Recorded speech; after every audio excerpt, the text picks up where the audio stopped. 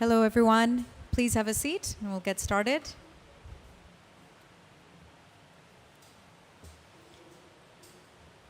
Thank you for joining us today. My name is Huma Khan. I am the communications lead for WWF International Global Forest Practice. We are here today to discuss the situation in Pakistan, which has been devastated by catastrophic floods, and to shed light on the discussions around loss and damage that are happening here at COP27. We have here with us today our three experts, Nazifa Butt, to the extreme to your left, who's a senior manager for climate and energy program at WWF Pakistan. In the middle, we have Hamad Naqi Khan, who's the Director General and CEO for WWF Pakistan, and Sandeep Chamling Rai, who's WWF's Senior Advisor for Global Climate Adaptation. So Nazifa, I will pass on to you to talk a little bit about the climate story and what we've seen in the last few months in Pakistan. Okay, hi everyone. So I think the whole world knows what happened in Pakistan. Torrential rains has caused this massive flood and has caused a lot of devastation. About 33 million people have been affected in this flood. 1,700. I mean, that's what can be as devastating as this, but there's more, because there's a lot of infrastructure loss that needs a lot of money to build back. Then there's a lot of damage to the land areas. The cropland, about 5.5 million hectares of cropland have been destroyed. And now the situation is crucial, because we might be expecting food shortages later down the line. Now, it's been 5 months that the floods occurred, and we are facing various, there's a mushroom growth, I must say, of epidemics: malaria, dengue, a lot of skin diseases, diarrhea. So all the waterborne diseases specifically are on the rise, and about 3,800 cases of dengue only have been reported in October, which was just last month. So this is devastating, and this is, for future. I mean, in the coming months we see, and even now the reports are coming that women, about 650,000 women in Pakistan, especially from the flood-affected areas, are suffering from a lot of waterborne diseases and many other ailments, because they are unable to get the maternity services that are required. And what journalists and what the experts are saying is that these women, there will be an increase in the mortality rate, infant mortality rate, and also the fact that there will be birth defects as well. So what can be more devastating than human lives?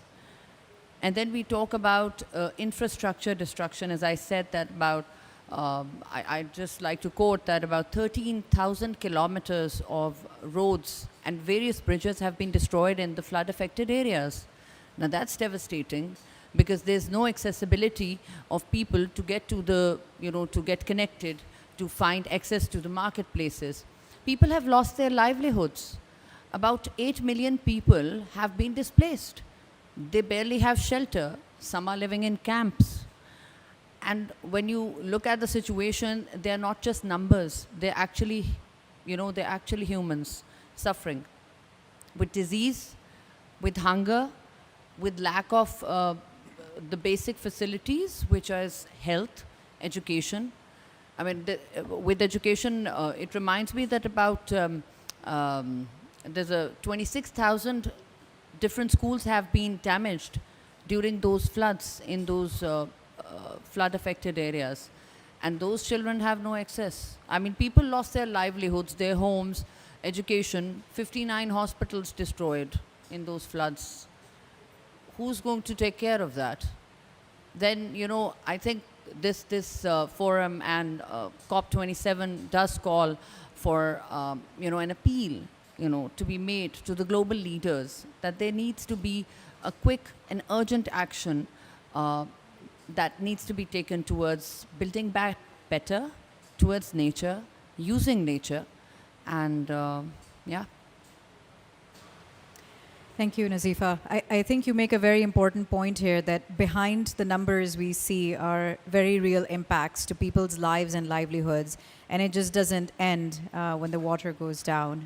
And there's much more we'll see in the long term as well. So with that, I'll pass on to Hamad. Please, if you can. Thank you, Huma, and thank you all for your participation. I mean, you've heard my colleague Nazifa sharing with you the devastation caused by these recent floods. There are few things which are very well documented. Yes, Pakistan is one of the countries which is, as per German Watch Index, top 5 or top 6 most vulnerable country if you look at the impacts of climate change. If you look at our emissions, they're less than 1%. So we are at the receiving end. Recently, particularly after the floods, where it was important to literally link such devastation and such a scale of natural disaster with climate change. The World Weather Attribution Initiative, which is a globally recognized initiative, clearly stated that if you look at the 5-day spell, that was 75% more than it had been if the warming was not like to 1.2 degrees centigrades. So with this, when the government of Pakistan comes up with this tagline that what's going on in Pakistan will not stay in Pakistan, I think that's a very clear message. Maybe we are the first country who's facing the brunt of climate change, but unfortunately, we are not the last one. Look what happened in China, in Germany, in Italy, in Nigeria. These huge, rainfall spells. Now, what needs to be done? I think that's important. To address these challenges, WWF, as the largest environmental organization globally and in the country, we convened a group of the most relevant organizations. That included International Water Management Institute, IUCN, Sustainable Development Policy Institute, the Pakistan Council of Research and Water Resources, Federal Flood Commission, the Meteorological Department, to let's brainstorm and come up with a charter. That charter should be the way forward to address these challenges. Because in the same year, we had the worst drought in many places, we had forest fires, then we had these floods. So, I mean, this is like something which unfortunately will be happening. The scale and intensity will increase. So, the deliberations resulted in a charter. We call it the Pakistan Climate Crisis Charter. We feel that's the way forward. So let me quickly share with you the salient features of that charter. And maybe, this is something which is specific for Pakistan, but to be honest, this, like with little modification, they can be adopted in many developing countries. So as, the loss and damage, everybody is talking about formally incorporating loss and damage. The developed North should be responsible to ensure that the developing South, the countries who are at the receiving end, are well prepared to face these challenges, as part of the adaptation, as part of, making them more resilient. So it's very important, and we are, when the government is lobbying that loss and damage should be incorporated, and the developed world, the developed North should recognize this and provide support. And we are hopeful that this would be formally addressed, in the COP27. At least it's part of the agenda. But let me quickly share with you the facts. The commitment for GCF was $100 billion. As I speak, I think they have hardly received around $12 billion out of that $100 billion committed. The money which has been dispersed is $2.9 billion. And out of that 2.9, Pakistan received just $130 million. So look at the share of fund allocation which, one of the developing country which is most vulnerable received. So that point remains the strongest argument, taking forward. Now, the other points, I think it's equally important that as a country, we also ensure that our own house is in order. The land use planning, the preparedness, the adaptation plans at the local level, I think they are present, and they are not just present, they are being implemented. So as part of the charter, we devised that strategy, which obviously includes that Pakistan should also be part of the Vulnerable Country Alliance. And I think the good thing is that the government has recognized that, and they are now, as I said earlier, the early warning system and the preparedness within the national entities, they are entities who are responsible for that. But to implement that, the functional local government system is critical. So as part of our lobbying efforts, as part of our advocacy, the idea is to ensure that to make them, those local governments, even the adaptation plans should be present at the local level. It's also very important that the vulnerability assessment and mapping is done, because that would ensure that you set your priorities right. If you know that these are the most vulnerable districts or most vulnerable towns within the country, then you ensure that there's adequate system in place for preparedness for such disasters, and also for early warning system. We observed that in the absence of those systems, the loss could have been reduced. Obviously, even if the disaster is at such a scale, such a volume, even the developed world, any developed country would have struggled. But in our case, the loss would have slightly been reduced if the vulnerable assessment mapping and the adequate preparedness was present in the local government system. So I think that's I would not deliberate a lot on this. I think I would again end with the same statement, which I think is very important, that whatever has happened in Pakistan, the devastation of that scale, it's an unfortunate fact that this would not stay in Pakistan. And we have already started observing that. Thank you.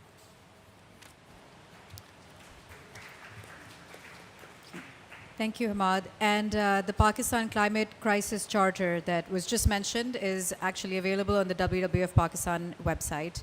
I'll pass on now to Sandeep. There have been some intense discussions around loss and damage this week. So Sandeep will shed light on where those negotiations are and what our asks are. Thank you, Huma, and good afternoon, everybody. Let me build and say three things. The first things, we are in the COP space. And before coming to this COP, we as a civil society, or we as a WWF has a clear demand that the establishment of the loss and damage finance facility at this particular COP with a roadmap of how to operationalize that in the next 2 years is a clear demand. And the success and failure of this particular COP is whether we will get the loss and damage finance facility at this COP will be a litmus test for the success of the particular COP. So the loss and damage is not only the issue of let's say Pakistan, but it's issue of the all developing countries. So the success, the establishment of the loss and damage finance facility will be a I would say litmus test for the success of this particular COP. That's first point.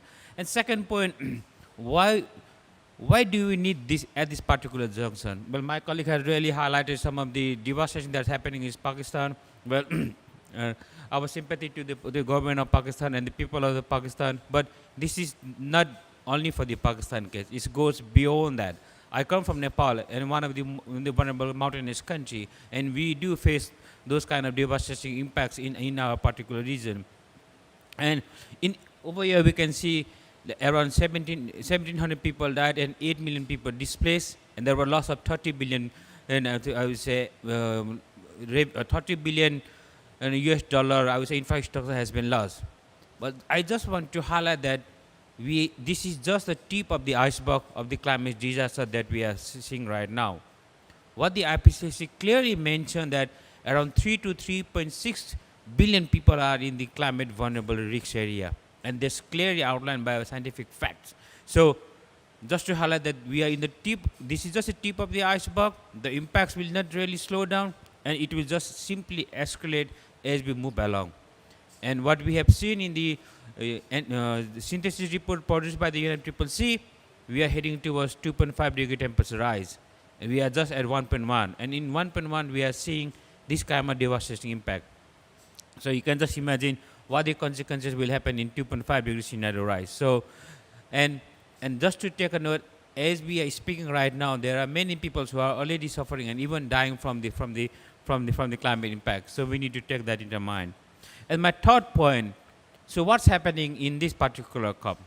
So if you look what's happening in the negotiation space, there was I would say, the draft decision text that came last night. All the elements are there, but not the elements of establishing loss and damage finance facility at this COP is missing. And we have seen and experienced that some of the groups, especially the Global North, they're really trying to delay the process just by a kind of having a procedural decision at this particular COP and have a discussion for the remaining 2 years down the road.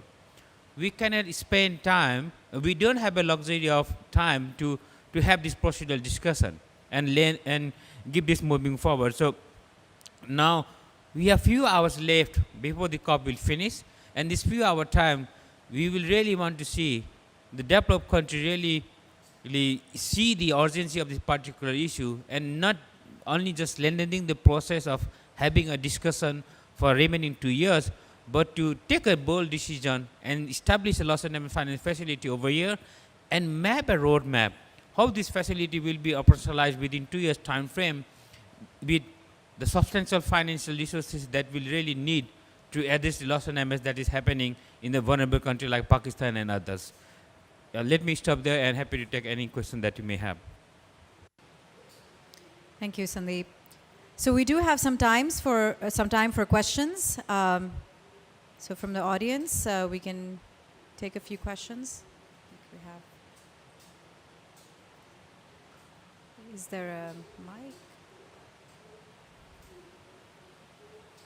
Is there a mic for the audience? Thank you.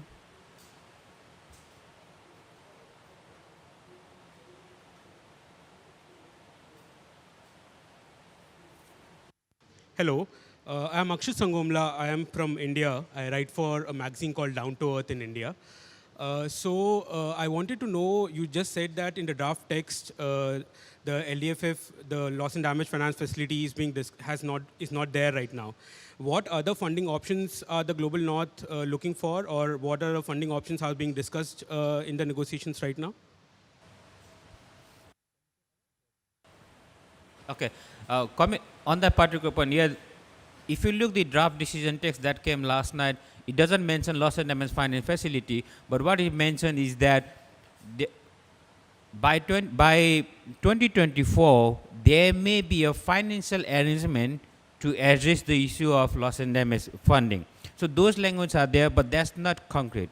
For example, if you, let's say, by the end of this COP, if we just get a procedural decision and lengthen this process for remaining 2 years, then we are in the African soil, Africa COP, and what will be the message that we are giving outside is really a talks of for remaining 2 years, right? So we really don't want that to happen. So as civil society, we are really calling for the facility to reestablish here, which is not in the text. So we really need to push that strongly to some of our, let's say, Global North countries, and to ensure that we establish that decision over here. Otherwise, it will be a decision like what we got in Glasgow, like the Glasgow Dialogue, which is just a talks of for remaining 2 years.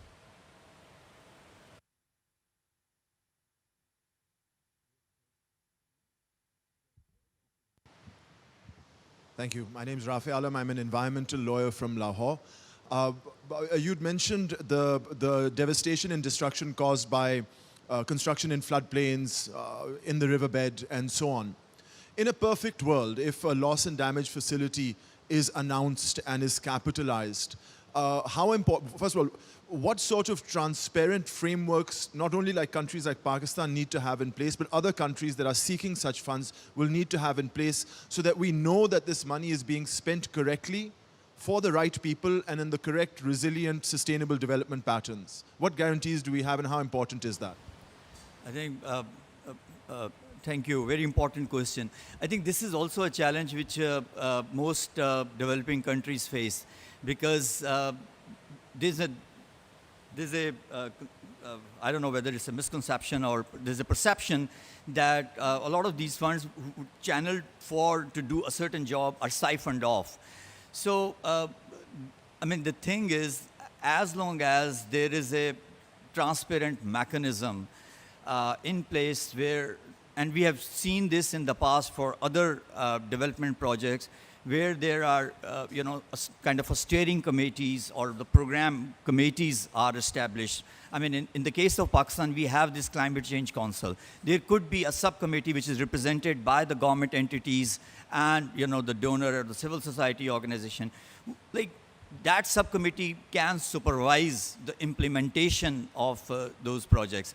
And we have also seen in a lot of projects where independent, monitoring and evaluation is done for such external donor-funded projects. So, I mean, the point is that such mechanisms exist in bits and pieces. It's important that even for the satisfaction of the donor community, they are adopted and they are, taken forward. You don't have to start from scratch. You just have to, kind of roll them out. Thank you. Afternoon, can I ask a question?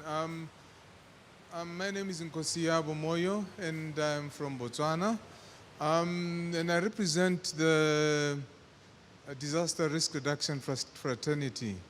I just wanted to know, in terms of building back better, what exactly or precisely you are doing, because we are facing another monsoon, a season that is coming up.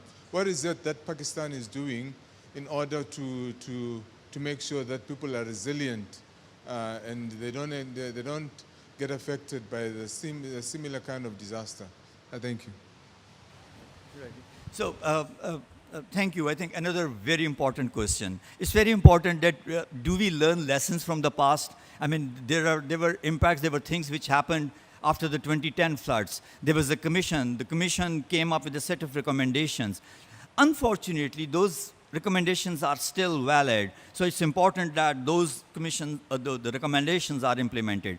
Even for this, I mean, coming straight to your question, that the World Bank and the UNDP of this world, they did this, the TNAs, the need assessment studies. They came up with these figures of $30 billion. But for immediate needs, the funds which are required are $16 billion. But even if we are lucky and we receive that money, how would that money will be spent to ensure that the community is not at? So that's where the vulnerability assessment, the risk mapping, is conducted.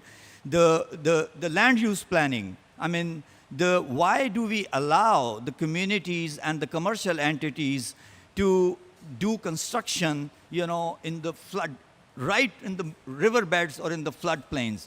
Pakistan is a country, it's like literally a flood plain. The river, the mighty Indus, they were always these small floods. But again, we need to learn. The communities had learned. But now, if we are not following those rules, and then we are allowing, communities and the businesses to do whatever they want, that's not helpful. So again, the recommendations, even for the construction of houses, what should be the height of the plinth and the kind of material which has to be used, even the indigenous local material. So the compliance, to ensure that, there's a rigorous compliance of those recommendations, I think that's very important. Maybe just to add what Hamas has said, in Pakistan we have the whole landscape program called Research Pakistan, which is really trying to do some of those, how to build resilience into these river basin as well. So the work is underway, but definitely the funding is a big sort, I would say, suffer only on this issue, and we are also really looking how we can really raise some of the revenue that can be really go and we can build resilience of the vulnerable countries in the region. So just to add on top of that. So we're running short on time, but I do have one final question for you, Hamad. What does, from WWF Pakistan's perspective, what does success look like at this COP for loss and damage issue? I think it's. I think our wish list or our desire is totally aligned with the government of Pakistan